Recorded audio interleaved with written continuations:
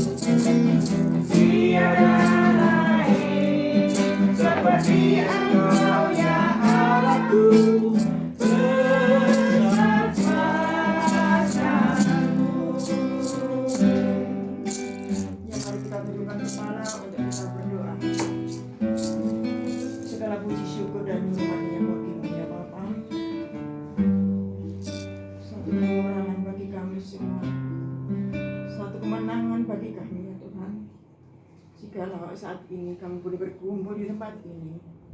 Ini semua kebaikan-Mu yang Kau sudah berikan pada kami ya Tuhan.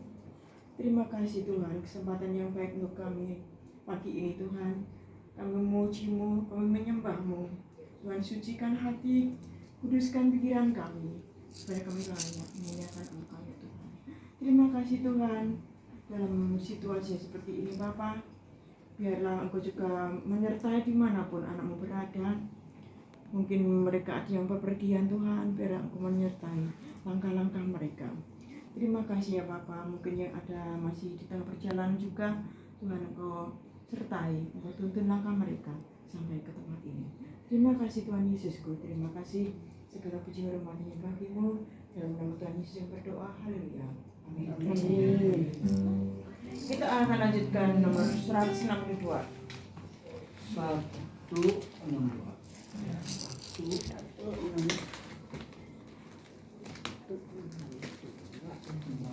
Bapakku setia.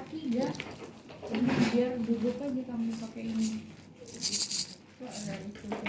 Pokoknya 162 ini.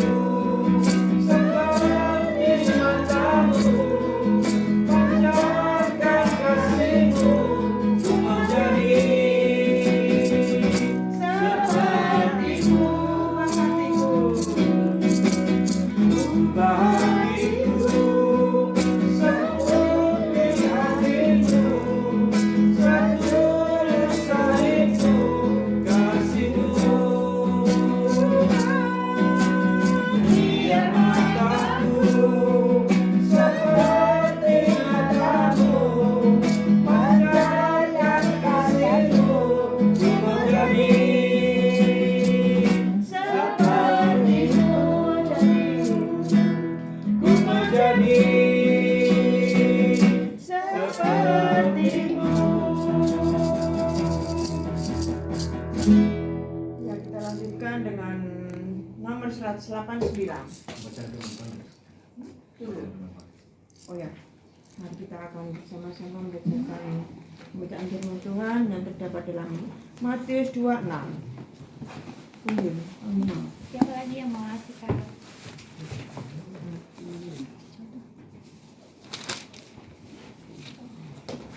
Ada yang mau Alkitab lagi? Gak sih, Sunan mau Alkitab gak? Pakai HP? 26. Kamu mau? Apa? Matius 26.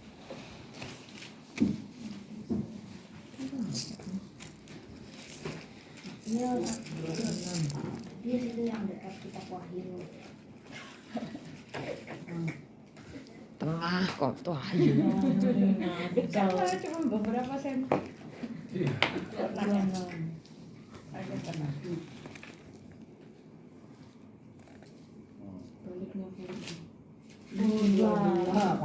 26 atau 25? Ayatnya ya berapa? Seluruh dari Ayat 1 sampai Ayat 36. dari 36. 26 ayat 36. Di taman Getsemani. Ini mau ini enggak Yun? Ini gede. Oh ya. Itu kan Tiga.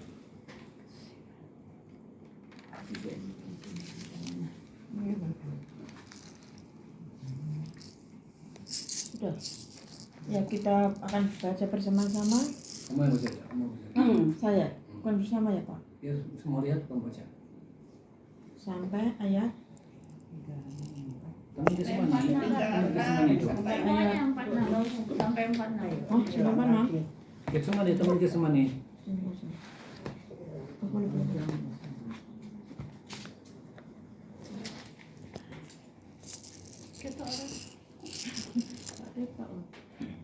Saya akan bacakan. Ayo, buka itu sedikit.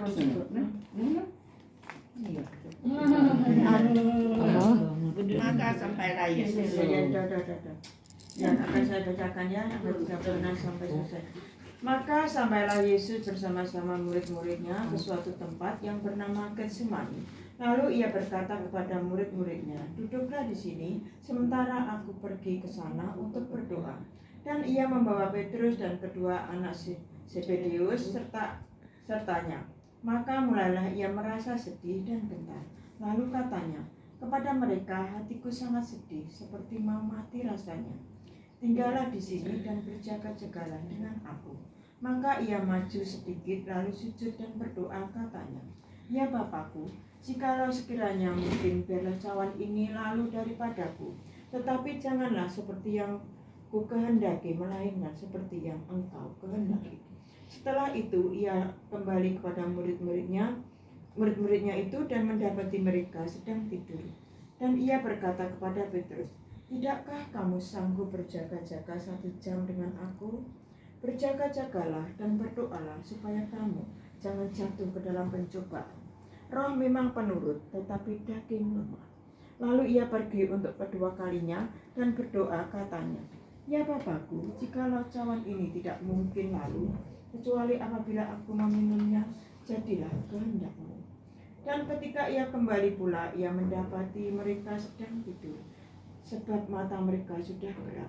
Ia membiarkan mereka di situ, lalu pergi dan berdoa untuk ketiga kalinya dan mengucapkan doa itu juga. Sesudah itu ia datang kepada murid-muridnya dan berkata kepada mereka, "Tidurlah sekarang dan istirahatlah. Lihat, saatnya sudah tiba bahwa Anak Manusia diserahkan ke tangan orang-orang berdosa. Bangunlah, marilah kita pergi. Dia yang menyerahkan aku sudah dekat." Amin. Makasih Tuhan.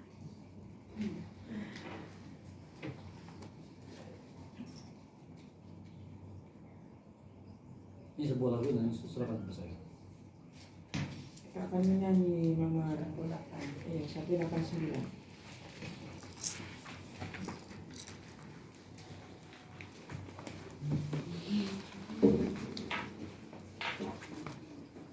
189 ya.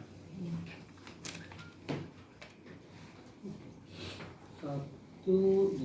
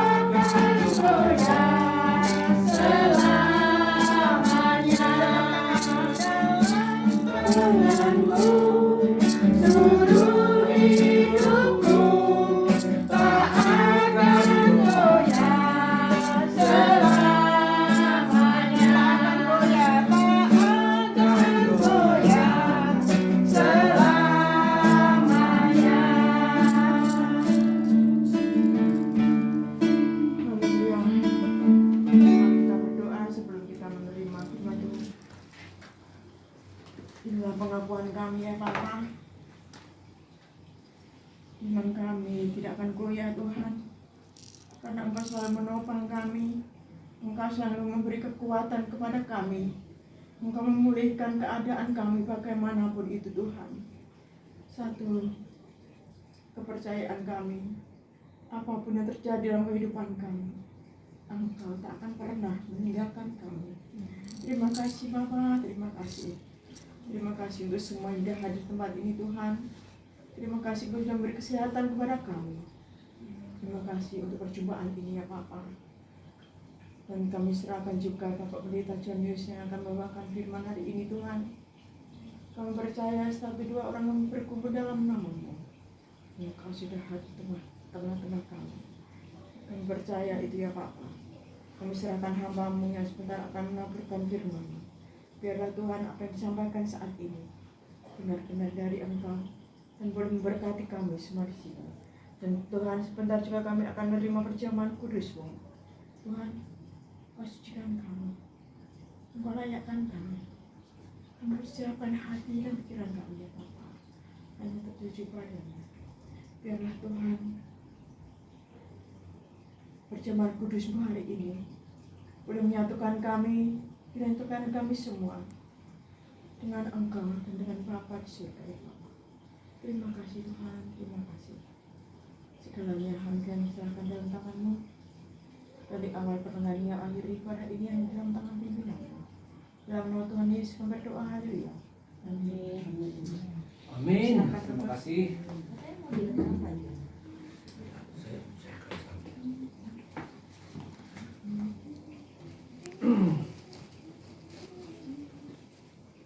Baik, terima kasih saudara-saudara sekalian. Kita sudah bisa hadir hari ini.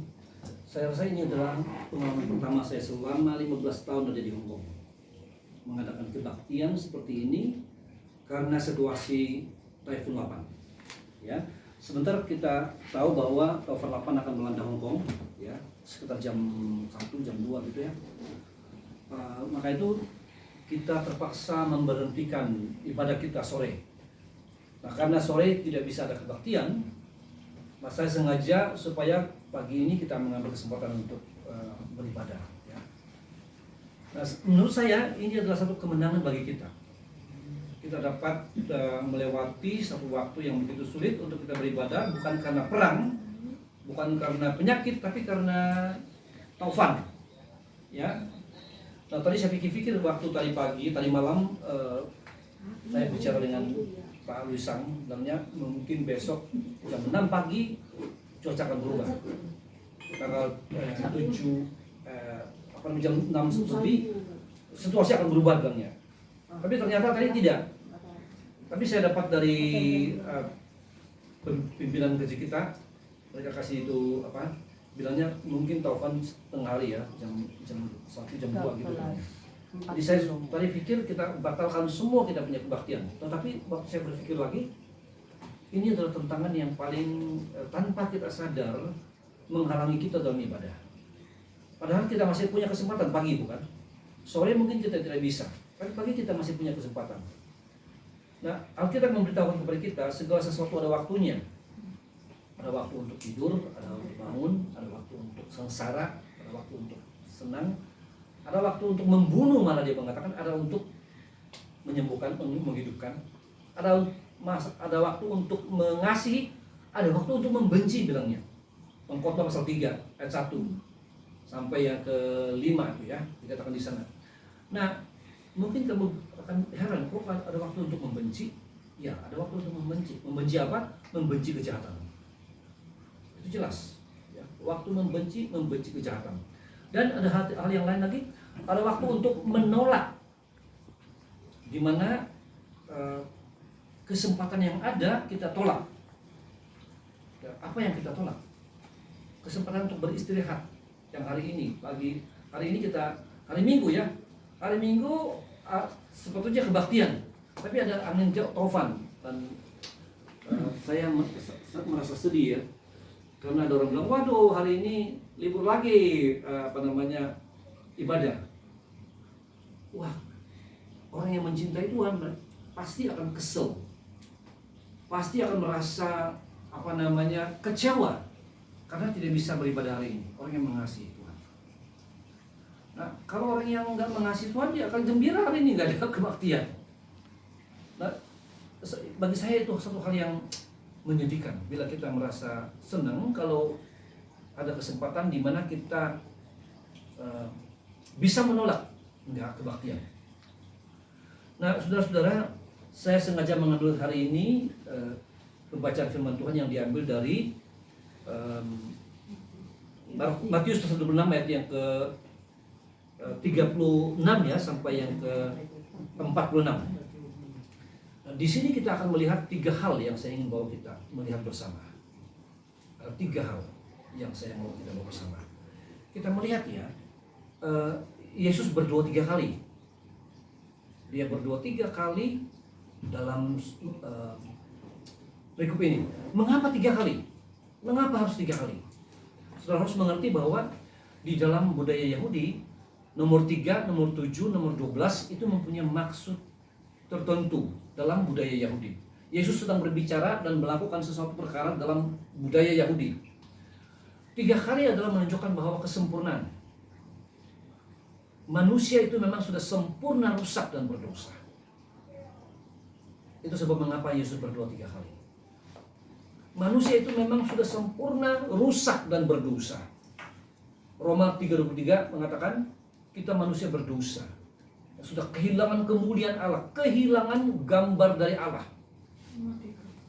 Dan itu sebabnya mengapa Yesus di Taman Getsemani sebelum dia disalibkan untuk penebusan dosa manusia, dia berdoa 3 kali yang menyatakan kesempurnaan manusia itu sudah tidak bisa diperbetulkan lagi, diperbaikan lagi. Dengan perbuatan baik sekalipun, Alkitab juga memberitahukan kepada kita, perbuatan-perbuatan baik kita adalah seperti kubur yang ternganga. Artinya kubur yang sudah busuk dan rusak. Perbuatan kita tidak ada lagi perbuatan kita yang baik yang bisa menyenangkan hati Tuhan. Itu sebabnya mengapa Yesus berdoa 3 kali sebelum dia mati di kayu salib untuk penebusan dosa kita. Itu yang pertama yang saya ingin sampaikan. Yang kedua, mengapa Yesus yang pertama kali dia mengatakan berjaga-jaga dan berdoalah.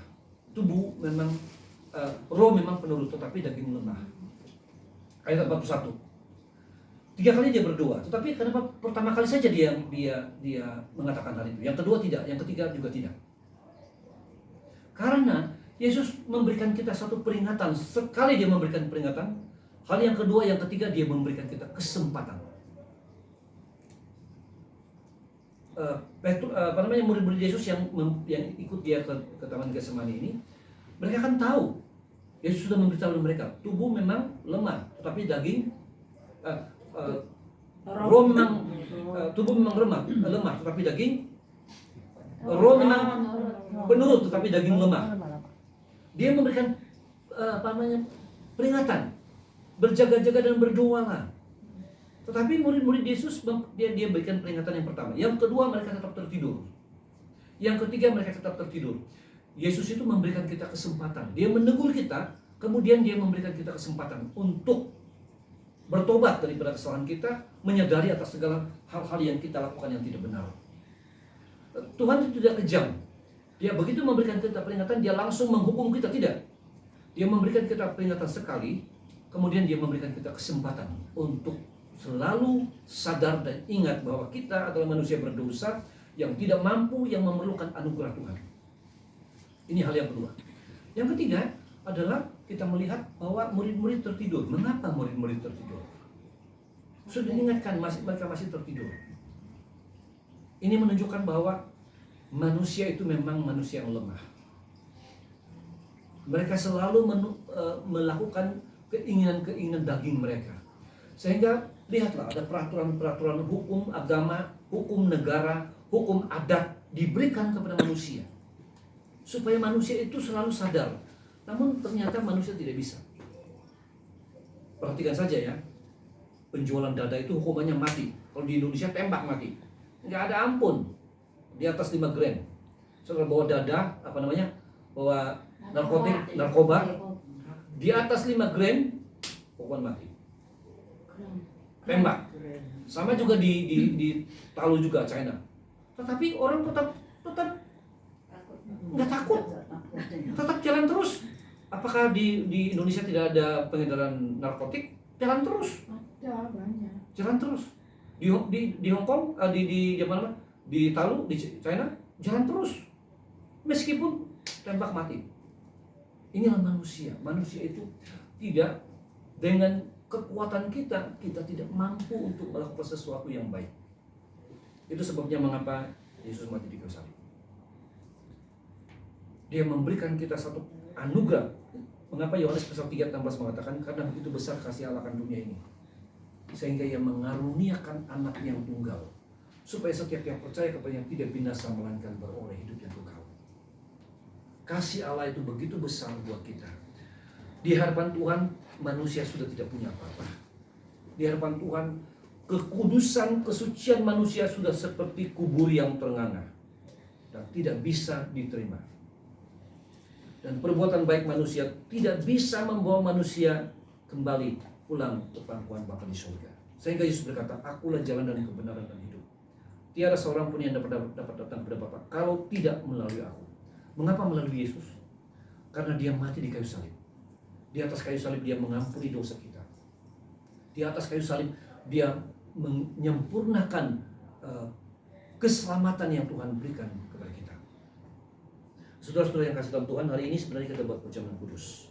Mengapa perjamuan kudus? Perjamuan kudus adalah tandanya bahwa Yesus telah menyerahkan tubuhnya untuk dunia ini. Setiap yang percaya dan menerimanya mendapat kehidupan melalui perjamuan kudus. Saya ingatkan sekali lagi, perjamuan kudus bukanlah alat untuk kita dapat diselamatkan. Perjamuan kudus adalah tanda bahwa kita sudah menerima Dia sebagai Tuhan dan Juru Selamat kita. Kita mengambil roti dan kita mengambil anggur, itu tandanya bahwa kita sudah menyerahkan seluruh hidup kita kepada Tuhan yang sudah mati di atas kayu salib, Yesus Kristus, Juru Selamat kita. Dan melalui perjamuan kudus menunjukkan kemenangan kita. Dan menurut saya hari ini, sebenarnya saya pikir tadi kita tidak perlu buat perjamuan kudus hari ini, minggu depan saja, karena lebih ramai orang. Tapi bagi saya hari ini kita mengadakan perjamuan kudus sebagai satu tanda kemenangan kita atas suatu penyangkalan ibadah hari Minggu. Ada beberapa situasi yang membuat penyangkalan. Satu, tempo hari kita hampir setahun tidak kebaktian. Penyangkalan ibadah karena penyakit COVID. Kita telah dihentikan secara paksa oleh penyakit. Namun luar biasa, orang-orang Kristen tidak pernah berhenti.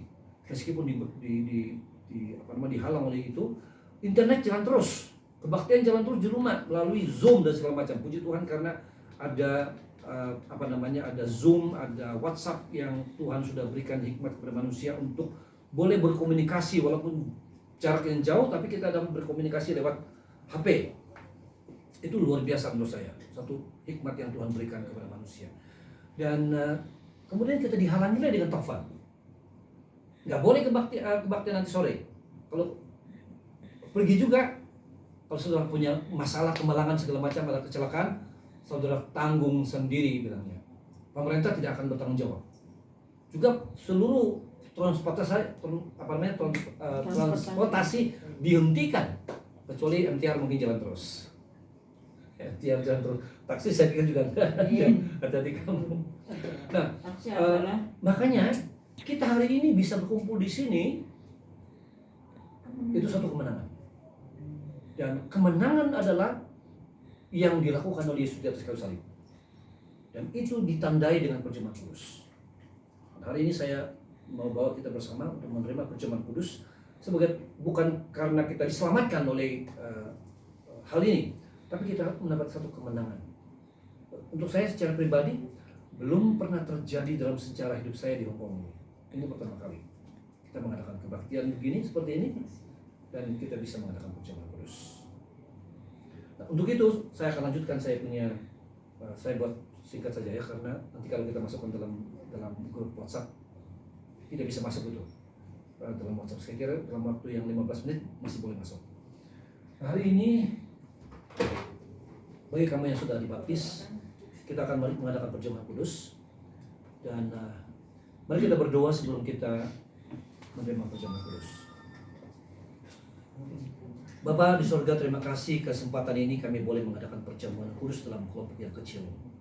Kami mengadakan perjamuan kudus ini karena anugerah-Mu yang besar, dan sebagai tanda kami merasa mengucap syukur atas kemenangan yang Tuhan berikan kepada kami. Kami boleh berkumpul di sini untuk memuji nama-Mu. Meskipun iblis berusaha untuk menghentikan ibadah-ibadah yang diadakan. Meskipun suasana Typhoon 8 digunakan sebagai alat untuk memberhentikan orang beribadah, namun kami tetap menang. Hari ini kami dapat melakukan ibadah langsung dengan perjamuan kudus ini, dan biarlah kiranya lewat beberapa orang ini kami berada di sini, Engkau hadir di sini seperti dikatakan dalam Matius pasal yang ke-18 ayat yang ke-20, dan kami sudah menang daripada halangan-halangan ini, dan biar nama Tuhan dapat dipermuliakan lewat kesempatan yang kami adakan di tempat ini.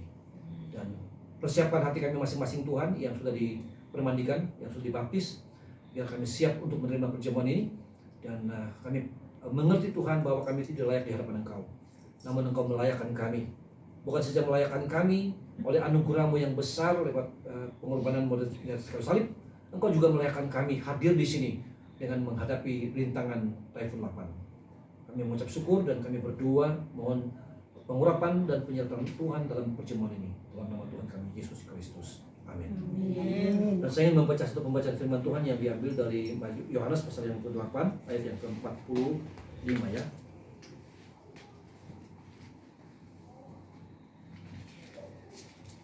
Yohanes pasal yang ke-8 6 ayat 6 sorry 6 ya, ayat yang ke-54 55 dan 56 ya. Firman Tuhan berkata, barang siapa makan dagingku dan minum darahku, ia mempunyai hidup yang kekal, dan aku akan membangkitkan dia pada akhir zaman. Sebab dagingku adalah benar-benar makanan dan darahku adalah benar-benar minuman. Barang siapa makan dagingku dan minum darahku, ia tinggal di dalam aku dan aku di dalam dia. Terus banyak orang yang membaca ini, orang yang tidak mengerti, pikirnya makan daging Yesus dan minum darah Yesus secara lateral, ya, lateral. Tetapi sebenarnya ayat ini jelas memberitahu kepada kita bahwa ini adalah satu hubungan antara kita dengan Yesus sebagai Tuhan dan Juru Selamat. Dan tandanya bahwa kita sudah menerima Tuhan melalui kematiannya di atas kayu salib. Darahnya yang terobek, tubuhnya terobek dan dagingnya darahnya tertumpah, itu menandakan suatu pengorbanan Tuhan di atas kayu salib untuk kita yang berdosa untuk diselamatkan. Mari kita bangkit berdiri sekalian yang layak menerima perjamuan kudus.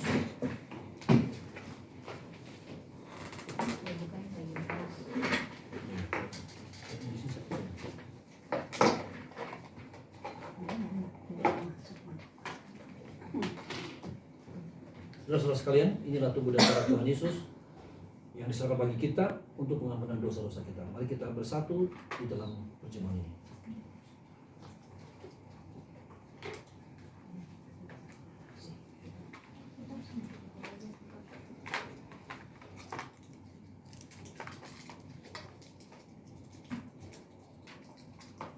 Mari kita ambil bersama-sama.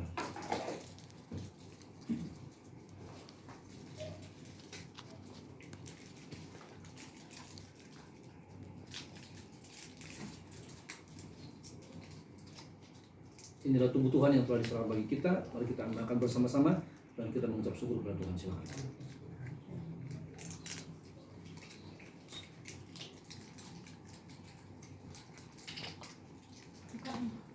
Ini adalah Tuhan yang telah tertumpah di atas salib untuk mengampuni dosa-dosa kita. Mari kita minum bersama-sama dan mengucap syukur kepada-Nya.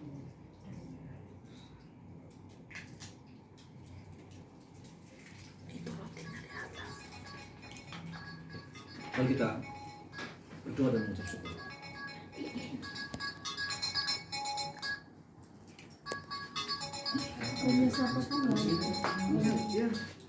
Sini aku bantu videoin, aku pegang. Mari kita berdoa. Bisa nggak? Amam dulu.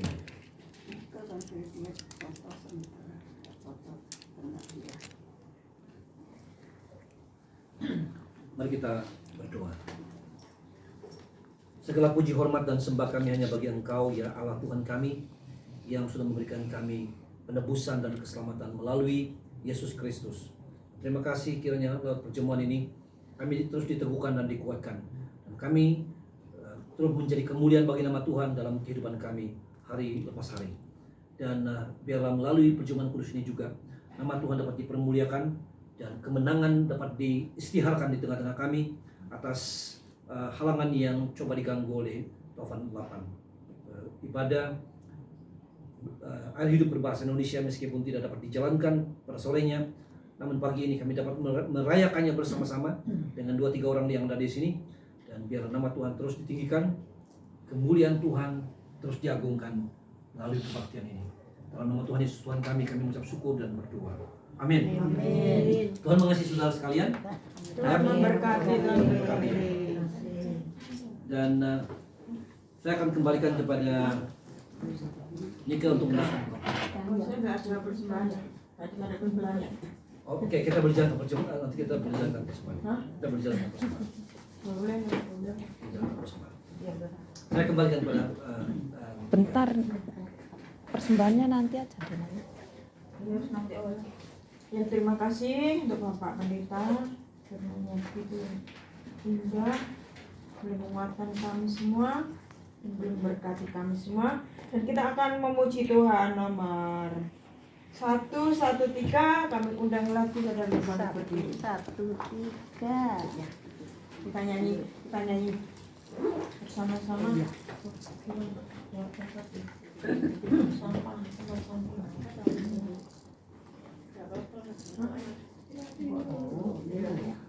Ya, mari berdiri 113.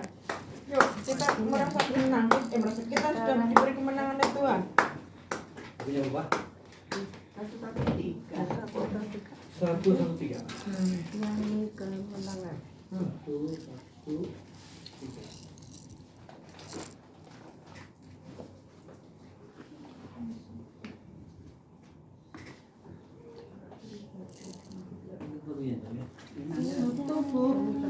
sekarang tiba.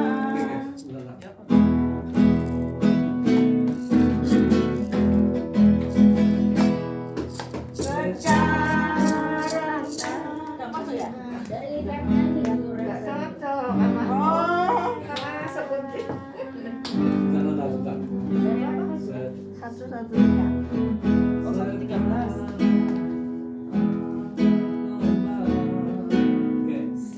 Coba tinggi ya. Rendah ini dari G satu G.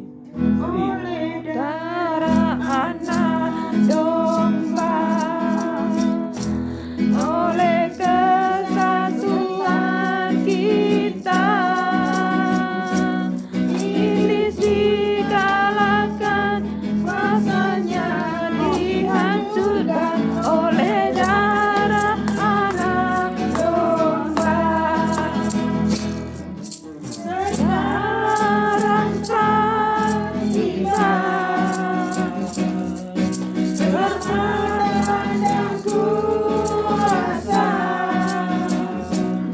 dan pemerintahan Allah kita, kuasanya yang diurapinya, karena dilemparkannya para pendahulu kita oleh darah anak domba, oleh kesaksian kita,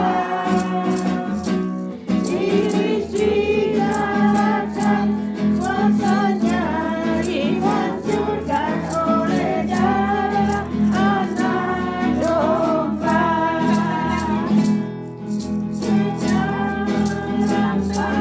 Sekarang tiba,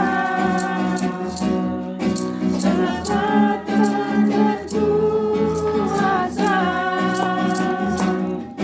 dan pemerintahan Allah kita, kuasanya yang diurapinya, karena telah dilemparkannya para pendakwa kita oleh darah anak domba, oleh kesaksian kita, iblis dikalahkan, kuasanya dihancurkan oleh darah anak domba, oleh darah anak domba, oleh kesaksian kita, iblis dikalahkan, kuasanya dihancurkan oleh darah anak domba, oleh darah anak domba. ya, terima kasih. Terus kami persilakan duduk kembali. Dan untuk acara selanjutnya juga kami serahkan pada Bapak. Doa-doa selanjutnya